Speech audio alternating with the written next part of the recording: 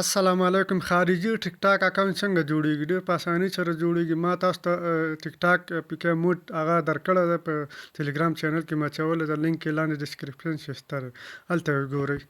تاسو به اول جیمیل جوړ کړئ، بیا به هغې نه پس دغه ټیک ټاک ډاونلوډ کړئ، بیا په دې ساین اپ باندې کلیک واخلئ، بیا به لاندې دلته دا پی کې لیکلی ده، دا پاکستان ده، دا به پاکستان تاسو نه انتخابوئ، دلته به یونایټډ سټیټ امریکا به انتخابوئ. زه به یونایټډ سټیټ را پیدا کړم، دا یونایټډ کینګډم فرانسه یو تاسو انتخابولی شئ.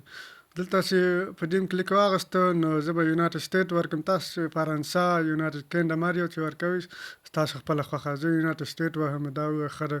بعد د هغه نه کنټینیو ویث جیمیل ګوګل باندې کلیک کړئ، دلته به یو جیمیل ورکړئ چې نوی جیمیل هم جوړ کړئ، په هغې باندې ټیک ټاک نه جوړ شوی. نو جیمیل به زه ورکړم، دلته به تاریخ تاسو انتخاب کړئ چې د 18 کال نو ستاسو عمر کم نه وي، چې 18 کم وي بیا نه کېږي، منټایزیشن اپشن پکې نه راځي.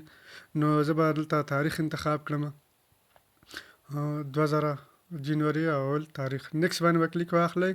نو دې سره به زمونږ د ټیک ټاک خارجي اکاونټ هغه جوړ شي. نو دلته به یو نوم انتخاب کړئ، کنټینیو باندې به کلیک واخلئ.